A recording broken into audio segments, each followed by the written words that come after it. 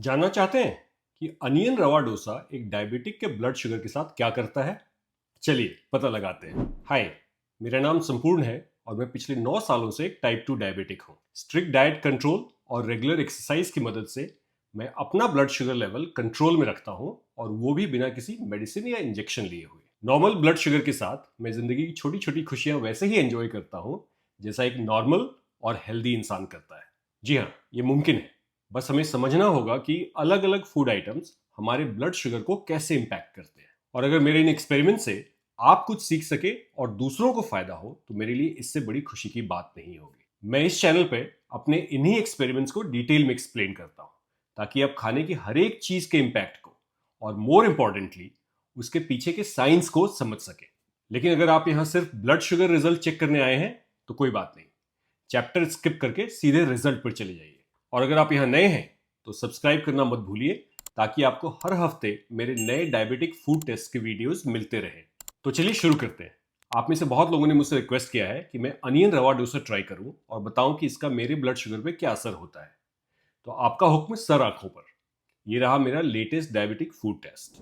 अब क्योंकि मैं साउथ इंडियन डिशेस घर पे नहीं बनाता, मैं पहुंचा सरावाना भवन, जो जाना जाता है अपने ऑथेंटिक साउथ इंडियन खाने के लिए। अब मेन्यू में तो एक से बढ़कर एक टेम्पटिंग डिशेस थी, मगर मुझे पता था क्या ऑर्डर करना है। अनियन रवा डोसा। अनियन रवा डोसा के न्यूट्रिशन की बात करें तो बाकी के खाने की चीज़ों की तरह ये इतना सिंपल नहीं है, क्योंकि ये सिर्फ एक इंग्रेडिएंट से नहीं बनता।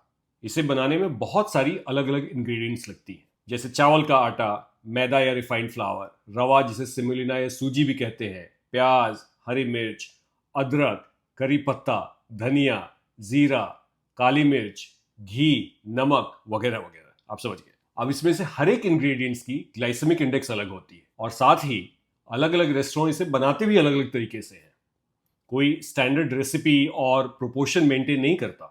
इसलिए अनियन रवा डोसा का न्यूट्रिशनल वैल्यू थोड़ा डिबेटेबल होगा, मगर फिर भी मैंने इसमें इंक्लूडेड हर एक इंग्रेडिएंट्स के वैल्यूज को अलग से कैलकुलेट करके एवरेज वैल्यू निकाला है, और एक मोटा मोटी नंबर शेयर कर रहा हूं। सारे कैलकुलेशंस और फॉर्मूलाज मैंने नीचे डिस्क्रिप्शन में डाल दिया है, आप चेक कर सकते हैं।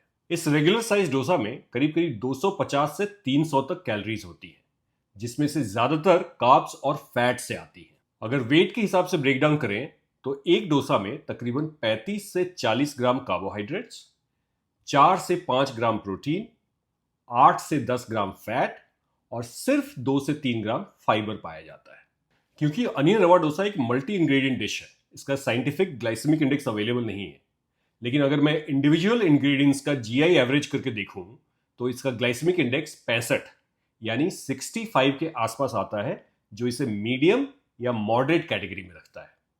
साथ ही कार्ब की क्वांटिटी को कैलकुलेट करें तो इसका ग्लाइसेमिक लोड निकलता है करीब करीब 23, जो मीडियम टू हाई कैटेगरी में आता है। ये सारे कैलकुलेशंस भी मैंने नीचे डिस्क्रिप्शन में डाल दिया है, अगर आपको इंटरेस्ट हो तो। मैंने अपना ब्लड ग्लूकोज लेवल ट्रैक किया है अपने इस कंटिन्यूअस ग्लूकोज मॉनिटर या फिर सीजीएम से, जिससे मुझे मिनट बाय मिनट रीडिंग मिला। अब आप में से बहुत सारे लोगों ने कमेंट करके मुझसे पूछा है कि मैं कौन सा सीजीएम यूज करता हूं और आप इसे कहां से खरीद सकते हैं। तो मैंने इसका प्रोडक्ट लिंक नीचे डिस्क्रिप्शन में दे दिया है। मैंने अनियन रवा डोसा खाने के पहले अपना ब्लड शुगर चेक किया था, और उस समय मेरा ग्लूकोज लेवल था 82 milligrams per decilitre, below average levels. Reason बहुत सिंपल है। रेस्टोरेंट जाने के पहले मैं अपने बैकयार्ड में काम कर रहा था। मेरे पड़ोसी के पेड़ की एक टहनी बाउंड्री वॉल क्रॉस करके हमारी तरफ आ गई और लकड़ी की दीवार को डैमेज कर रही थी। तो मैंने सोचा इसे काट दिया जाए। जाहिर सी बात है, मेरे मसल्स एक्स्ट्रा एक्टिव थे और ब्लड स्ट्रीम में मौजूद ब्लड ग्लूकोज को बर्न कर रहे थे। नतीजा, शुगर लेवल ऑटोमेटिकली कम हो गया था। ये एक बार फिर से यही साबित करता है कि फिजिकल एक्टिविटीज का हमारे ब्लड शुगर लेवल पे डायरेक्ट असर होता है। मैंने इस टॉपिक पे एक सेपरेट वीडियो बनाया है, जो आप यहां क्लिक करके देख सकते हैं। अनियन रवा डोसा की हिस्ट्री देखें तो इसकी शुरुआत हुई थी कर्नाटका के उडुपी रेस्टोरेंट से। ये बहुत जल्दी फेमस हो गया क्योंकि दूसरे रेगुलर डोसास के कंपैरिजन में इसे तैयार करने में ज़्यादा समय नहीं लगता, क्योंकि इसके बैटर को बनाने में ज़्यादा फर्मेंटेशन की ज़रूरत नहीं होती।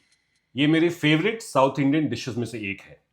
लेकिन जब मैंने गूगल किया तो मेरी नज़र सबसे पहले वार्निंग पर पड़ी कि ये डायबिटिक्स के लिए सेफ नहीं है।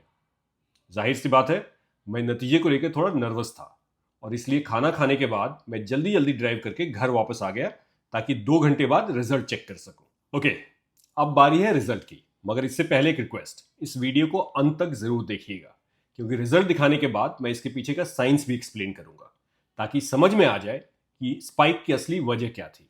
और अगली बार जब आप अनियन रवा डोसा खाने जाए तो आपको पहले से पता हो कि इसका क्या इम्पैक्ट हो सकता है और उससे कैसे निपटना है।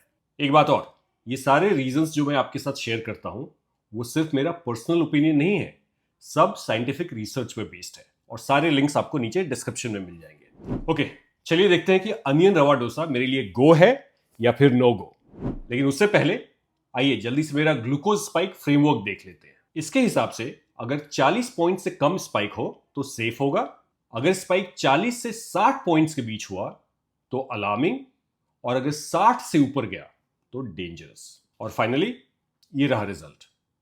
मेरा ब्लड शुगर 82 mg से बढ़कर 2 घंटे में 127 मिलीग्राम पर डेसिलीटर तक पहुंचा, यानी 45 mg का ह्यूज जंप। ऑनेस्टली स्पीकिंग, मैं बिल्कुल भी सरप्राइज नहीं हुआ, क्योंकि मुझे लग ही रहा था कि मेरा ब्लड शुगर लेवल बढ़ने वाला है और मैं मेंटली प्रिपेयर्ड था। कर्व को देखें तो मेरा ग्लूकोज लेवल कंसिस्टेंटली ऊपर गया और 2 घंटे बाद भी ये रुका नहीं, तो क्लियरली ये स्पाइक मेरे लिए अलार्मिंग जोन में आता है।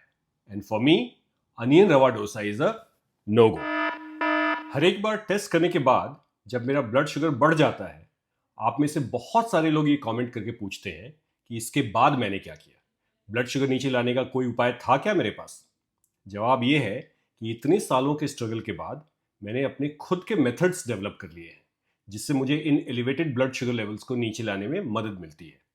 सबकी सहूलियत के लिए मैंने ये सारे ट्रिक्स और टिप्स इस वाले वीडियो में डिटेल में शेयर किया है, क्लिक करके देख लीजिएगा। आइए अब देखते हैं कि इस ह्यूज शुगर स्पाइक के पॉसिबल रीजंस क्या हो सकते हैं। मेरे रिसर्च के हिसाब से इसके 5 मेन कंट्रीब्यूटिंग फैक्टर्स हैं।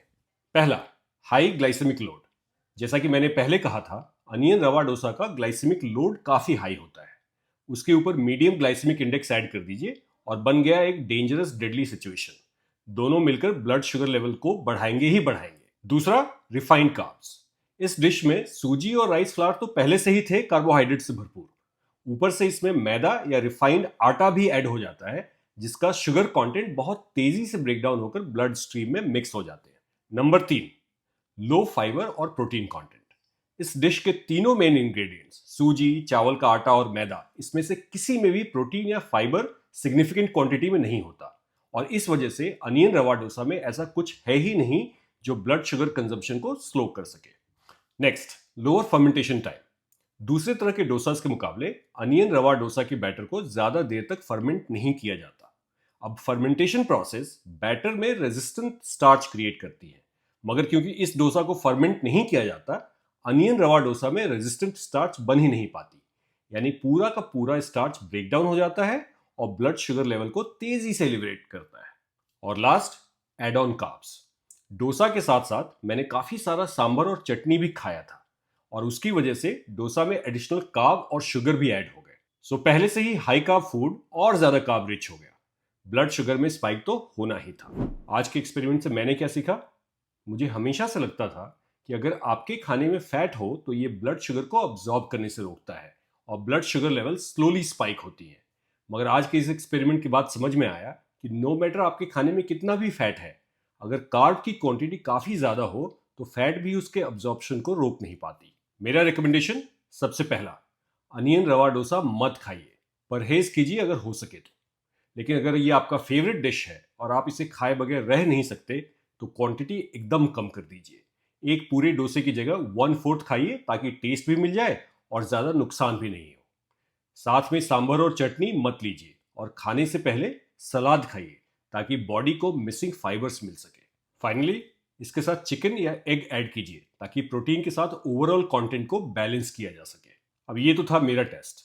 आप बताइए आपके ब्लड शुगर पर अनियन रवा डोसा का क्या असर होता है। अगर आपको ये वीडियो हेल्पफुल लगी हो तो इसे लाइक कीजिए, किसी जरूरतमंद के साथ शेयर कीजिए और चैनल सब्सक्राइब करना मत भूलिए। मिलते हैं अगली बार एक और रियल डायबिटिक फूड टेस्ट के साथ।